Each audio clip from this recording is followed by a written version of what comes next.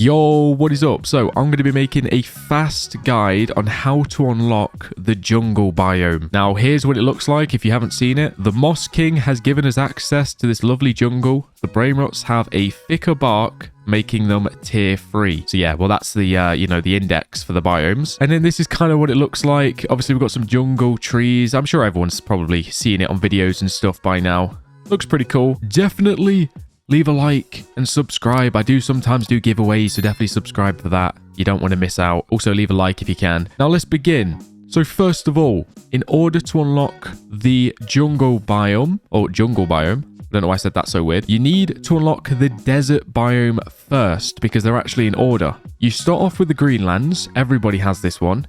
And then you move over to the desert biome and then it's the jungle biome. So in order to get the desert biome, basically there'll be story modes that appear on the right side of your screen. I'm sure everybody's seen it by now. I don't think I need to bring up a screenshot for that. Basically on the right side of your screen, there'll be a button that pops up saying battle.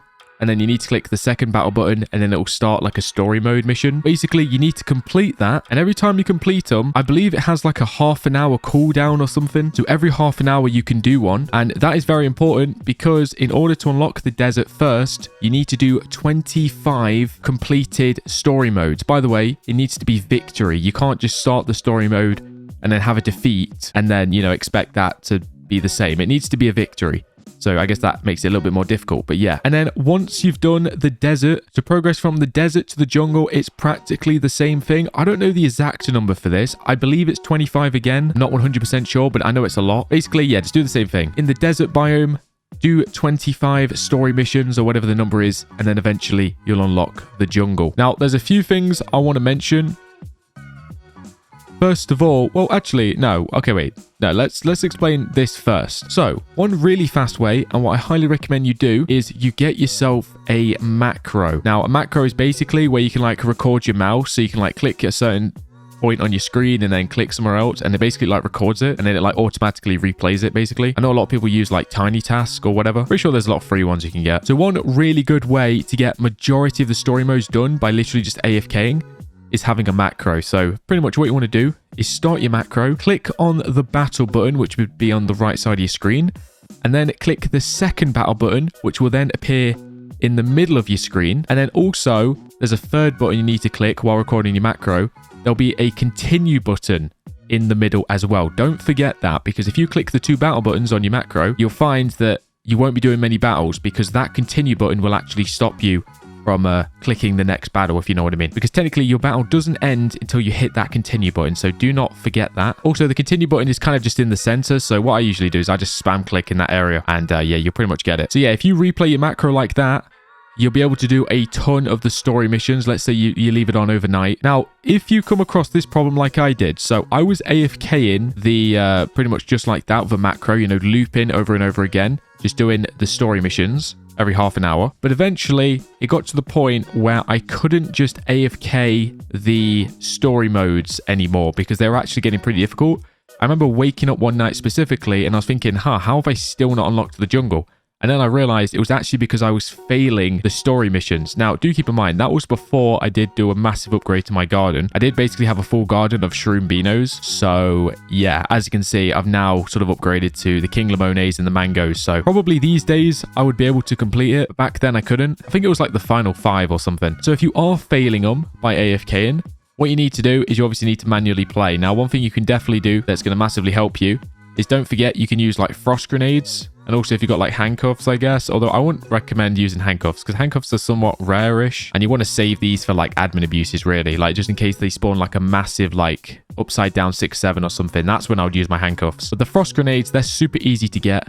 And yeah, you can just basically be spamming these, which actually let's buy some more right now. So let's say we're doing the story mission and a bunch of stuff has come over and they're breaking your plants and stuff. Let's say it gets really close and they're about here.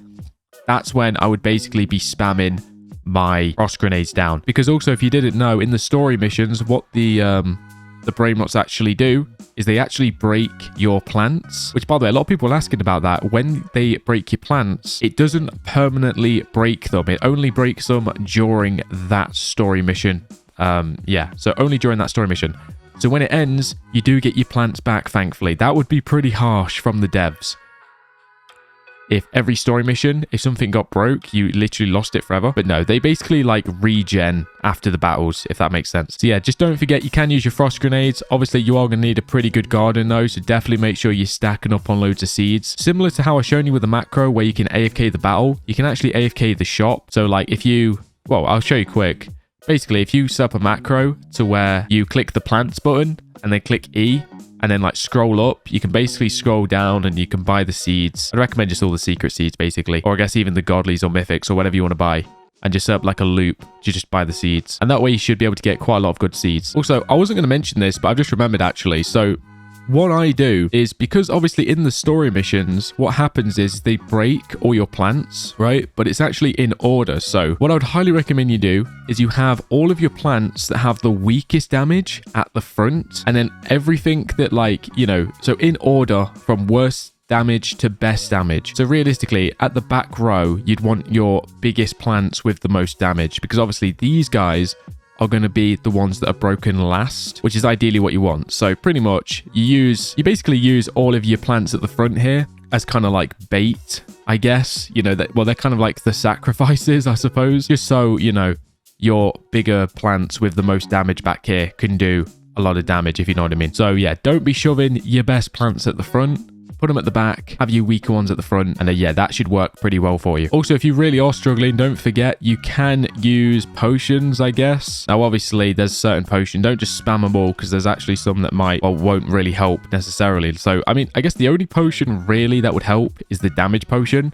Don't use the speed potion, because that's just gonna, I mean, it depends how OP you are, because obviously if you speed it up, then chances are you probably won't be able to do it. Obviously they'll have twice the speed, which won't be good. Basically just give your plants like half the time to destroy them, which obviously would not be very good. Although the damage potion would be pretty good. The only problem is the damage potion only lasts for half an hour. So basically you'd be using one potion per mission, which obviously wouldn't be the most effective, I guess. But if you've only got a few desert story missions left, like let's say you're like maybe 2 away from the jungle and you can't complete them, then just use damage potions. That's what I'd recommend. Oh yeah, another thing, by the way, when you are doing your garden, make sure you look back here and look at all the numbers, because the thing is, you want to have this even, because obviously during the story missions, you know, the bosses and stuff, they can choose like a random lane. So basically, make sure you've got every lane even. You don't want to have one that's got like millions and then one that's got like 200k. So for example, I mean, this one right here, this one's got 1.2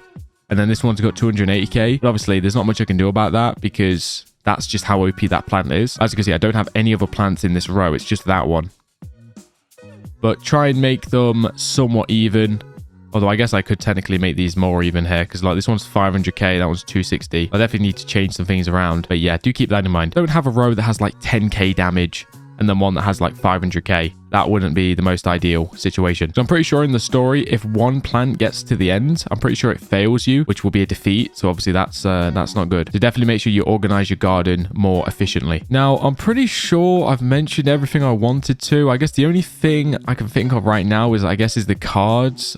Obviously, make sure you get some decent cards. Now, there are actually a few that will help you with like the story modes. So there's a plant right here. Now, this one's really OP. It's called Doom Bloom. And I kind of got this the other day. And this one is so good. So if I just go to my index real quick. Let's see if I can bring it up in like full screen. Hold up. So as you can see, this is a legendary card. So it's not easy to get. But yeah, it's called Doom Bloom. It is a tier 2, by the way. So that means I had 3 of the tier 1s. And then I made it into a tier 2. But as you can see, this card here, it does 40% increased damage dealt by plants, which is absolutely insane. So think about all your plants that you've got planted, it does 40% more damage. This is a card that you definitely need to try and get.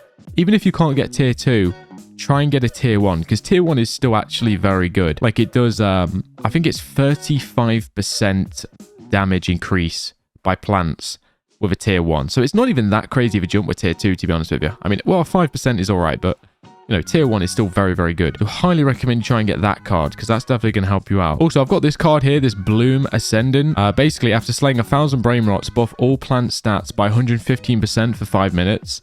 Now, the only thing is, I mean, this could be useful during the story, but obviously you can't really plan on when this is going to activate. But if this could activate the moment, or I guess you could like strategically wait. So let's say it's on, you know, obviously it's getting pretty close to the 1,000 now. Let's say it goes to like 990 plants, right? You could then like click start battle and activate the battle as soon as it's right at the end, and then this should activate during the story mission, and that will massively help you out. But yeah, hopefully you have found this video helpful. Just trying to think if there's anything I have forgotten.